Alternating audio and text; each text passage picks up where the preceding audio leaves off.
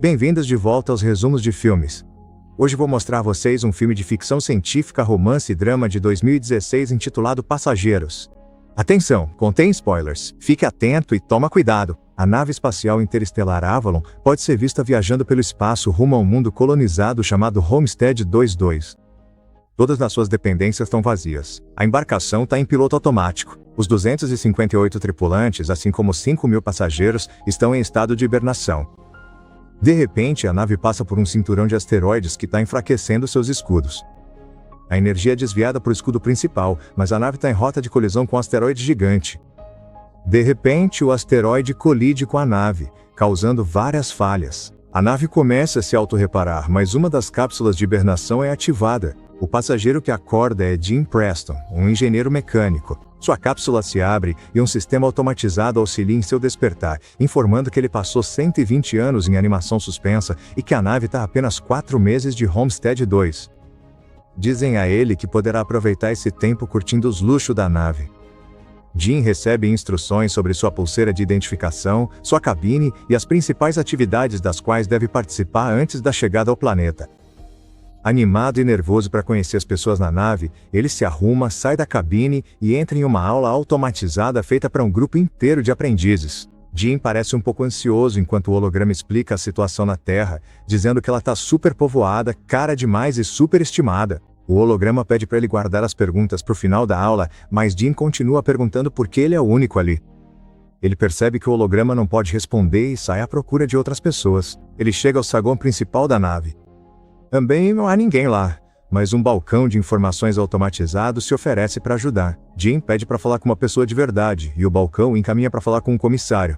Mas quando ele descobre que também não há ninguém lá, pede para falar com o capitão. Quando ele chega à ponte, mesmo sem ter acesso para entrar, consegue ver que nenhum dos membros principais da tripulação está acordado também. Jim acaba indo para o observatório, onde descobre que a nave ainda está a 90 anos de distância de Homestead I. Ele percebe que acordou cedo demais, então corre de volta para o saguão e envia uma mensagem para a Terra perguntando o que deve fazer, pois não sabe como voltar para a hibernação. O sistema de comunicação informa que a chamada caríssima para a Terra levaria aproximadamente 55 anos para receber uma resposta. Jim fica arrasado. Ele anda pela nave e encontra o bar, onde vê outra pessoa. Enquanto conversa com o barman, algo parece estranho nele. Quando ele vai pegar uma bebida para Jim, este percebe que ele é um androide. Ele se chama Arthur. Jim quer descobrir mais informações com ele, mas nem consegue explicar ao androide como é possível ele estar ali antes da hora. Jim acorda em sua cabine no dia seguinte e vai até a cantina, onde rapidamente percebe que a maioria dos itens do cardápio é reservada apenas para passageiros da classe ouro. Ele pega seu café simples e tenta descobrir como consertar sua câmara de hibernação. Depois de pegar todas as ferramentas, ele consegue fazer a câmara funcionar e deita dentro do compartimento, mas nada acontece. Em seguida, ele decide usar as ferramentas que encontrou para tentar entrar nas câmaras de hibernação da tripulação. Isso também não funciona. Pequenos defeitos começam a acontecer pela nave. Jim continua voltando ao bar para beber, mas principalmente para conversar com Arthur. O androide lhe dá um conselho que o convence a invadir um dos quartos da classe ouro e tentar se divertir na nave. Jim experimenta todos os restaurantes, os jogos, o sistema de entretenimento, mas com o passar do tempo ele fica ainda mais infeliz por estar ali sozinho. Um dia, ele fica bêbado e vaga pelos compartimentos de hibernação até tropeçar em uma câmara de descompressão com trajes espaciais projetados para caminhadas no espaço. Jim veste um traje, vai até a câmara de descompressão, puxa uma alavanca e depois aperta o botão para liberar a porta da câmara. Uma vez do lado de fora da nave, ele fica hipnotizado com a vista. Ele é o único ser humano consciente experimentando aquele momento no tempo. Jim solta os ímãs das botas e flutua no espaço, sentindo-se devastado. Ele volta para dentro, tira o traje, mas retorna à câmara de descompressão sem ele. Ele puxa a alavanca pronto para acabar com tudo, mas muda de ideia no último momento, corre de volta para dentro e escorrega em uma garrafa. Jim se levanta e imediatamente é atraído por uma mulher em um dos casulos chamada Aurora. Ele procura os arquivos dela no diretório e ouve a entrevista de passageira, ficando encantado por ela. Depois, ele aparece sentado ao lado do casulo dela, ainda ouvindo as entrevistas. De volta ao bar, ele está lendo alguns dos textos dela e conversando com Arthur sobre a escrita dela. Ele fica obcecado com a ironia da sua situação, ir para outro planeta em busca de uma vida melhor, acordar antes da hora e não chegar lá, e encontrar a mulher perfeita só para ela estar fora de alcance. Jim não para de pensar nela e começa a ter a ideia de acordá-la também. Ele conversa sobre isso com o androide, mas ele não entende o dilema. Se ele acordar por interesse próprio, estaria condenando ela a ficar presa ali com ele para morrer na nave. Jim decide não fazer isso a princípio, mas com o passar do tempo ele não consegue tirar isso da cabeça, até que um dia muda de ideia. Ele vai até o casulo dela e consegue ativá-lo. Enquanto ela está acordando e passando pelo mesmo processo que ele passou, ele se esconde e volta para o seu quarto. Um pouco depois, ele vai até o saguão principal esperando encontrá-la, e lá está ela, tão confusa quanto ele estava um ano atrás. Jim diz a ela que eles são os únicos acordados e a leva até o observatório. Depois, ele conta que não consegue acessar nem a tripulação nem os comandos principais da nave. A Aurora surta e quer voltar para o seu casulo. Quando eles chegam lá, Jim explica que não há nenhum equipamento especial na nave que possa ajudá-los a voltar para a hibernação, basicamente dizendo que estão presos ali. Eles voltam para o saguão e ele diz que ela deveria descansar já que acabou de sair da hibernação. Ela sente pena dele por ter passado mais de um ano sozinha na nave. Jim volta para o bar sentindo remorso pelo que fez. Ele pede para Arthur não contar para Aurora que foi ele quem a acordou. No dia seguinte, a Aurora acorda. Ela volta para o saguão e pergunta ao balcão de informações automatizado sobre as cápsulas de hibernação. Jim se junta a ela lá e eles vão tomar café da manhã. Ao saírem, o balcão de informações apresenta algum tipo de mau funcionamento. Na cantina, a Aurora percebe que Jim tem comido o mesmo café da manhã por mais de um ano, e pega para ele um dos menus da classe ouro. Eles conversam sobre a possibilidade de consertar as cápsulas, mas, ao contrário de Jim, a Aurora não está pronta para desistir. Ela procura pela enfermaria, depois vasculha documentos de pesquisa, até acabar nos aposentos de hibernação da tripulação tentando arrombar as portas. Jim percebe mais falhas acontecendo por toda a nave. Algum tempo depois, a Aurora lamenta sobre sua vida na Avalon. Ela escreve, corre pela nave e nada na piscina, ficando cada vez mais consciente da sua situação. Ela vai até a cantina para entrevistar Jim, achando que a história dele pode ser interessante. Ela pergunta por que ele migrou para a colônia. Jim responde primeiro com os slogans da empresa, mas depois explica que espera que, no novo mundo, ele possa ser alguém, possa construir uma vida. Mais tarde, eles acabam no observatório, e a Aurora finalmente compartilha o motivo de estar ali.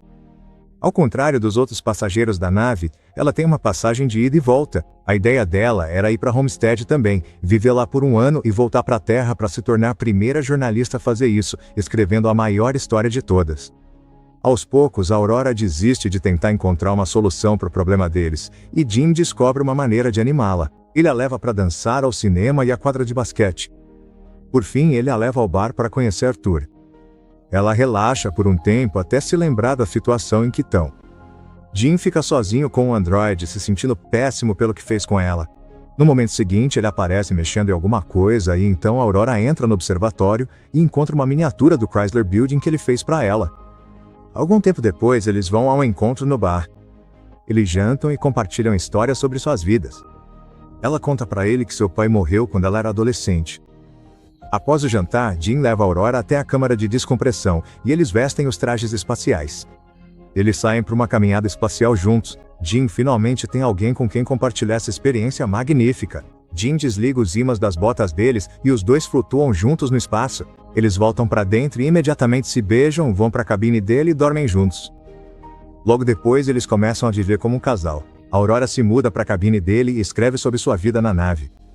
Eles correm juntos, comem juntos, dormem junto. Jim explora ainda mais a nave e encontra a estufa hidropônica. Ele traz flores para Aurora.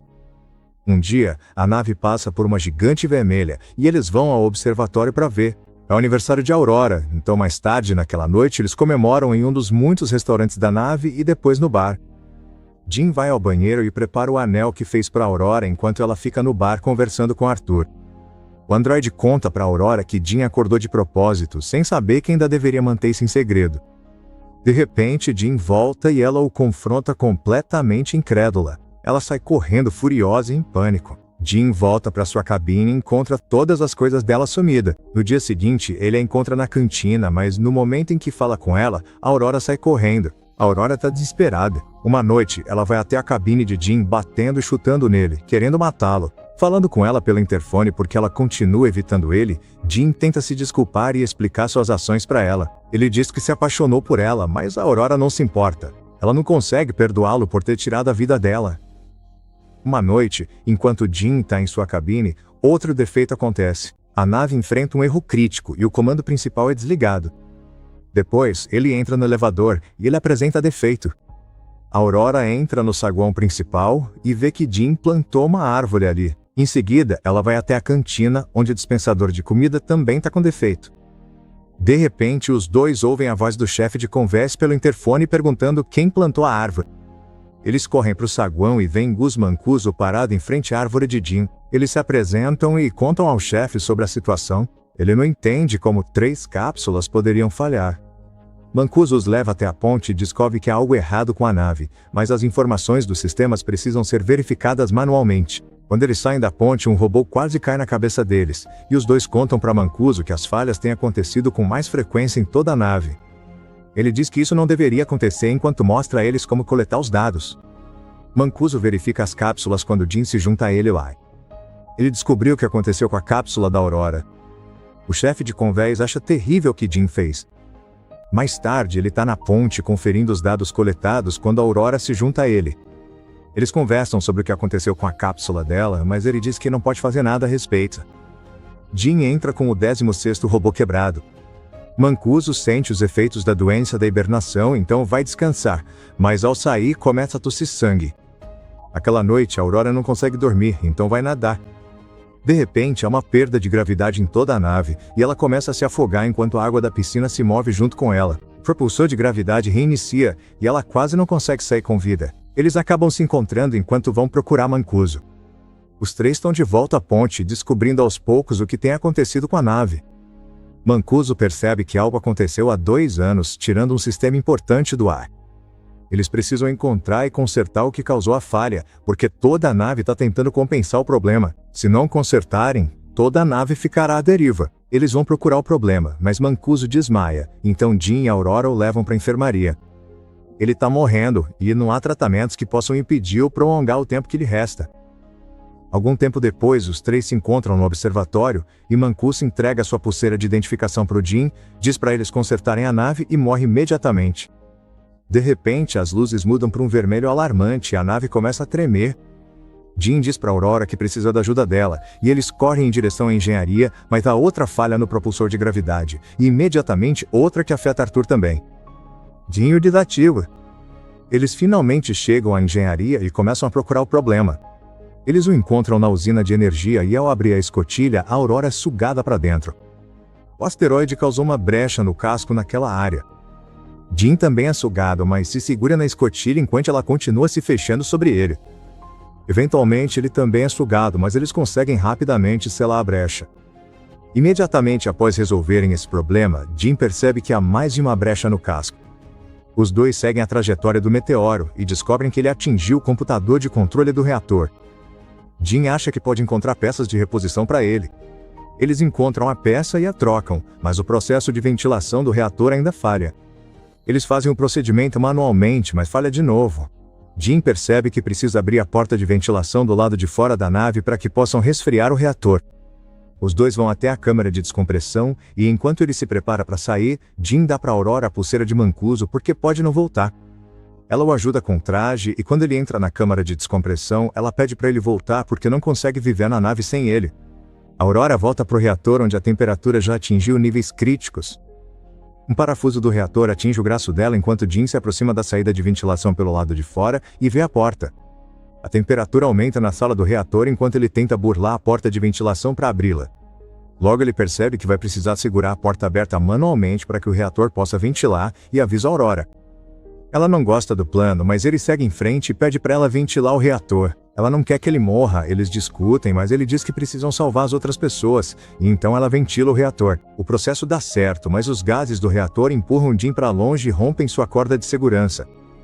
Pressão no traje dele também está caindo. Ele conta para Aurora o que aconteceu, e ela se apressa o máximo que pode para pegar outro traje e trazê-lo de volta. Ele pede desculpas para ela novamente. Ela coloca um traje e sai voando para buscá-lo, mas sua corda de segurança é curta demais. Ela é puxada de volta, mas de repente consegue agarrar a corda dele e consegue puxá-lo para dentro. A Aurora arrasta a Jin para a enfermaria, apenas para descobrir que ele já está morto. Ela usa a pulseira de Mancuso para burlar os protocolos médicos e ressuscitá-lo. A cápsula médica faz o trabalho automaticamente e revive Jean. Aurora Kirgola. Depois, a Aurora conserta Arthur e eles fazem um enterro espacial digno para Mancuso.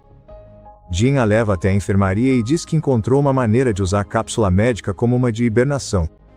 Ele diz para ela entrar na cápsula e passar o resto da viagem lá dentro. Mas, como é revelado depois, ela recusa e decide ficar com ele, acordada na nave. Jean finalmente a pede em casamento, e eles vivem suas vidas juntos na nave. 88 anos depois, a Avalon chega a Homestead II. A tripulação acorda e encontra a nave em um estado totalmente inesperado. A Aurora deixa uma mensagem para eles, recontando a história da vida que ela e Jean tiveram na nave enquanto o resto estava dormindo.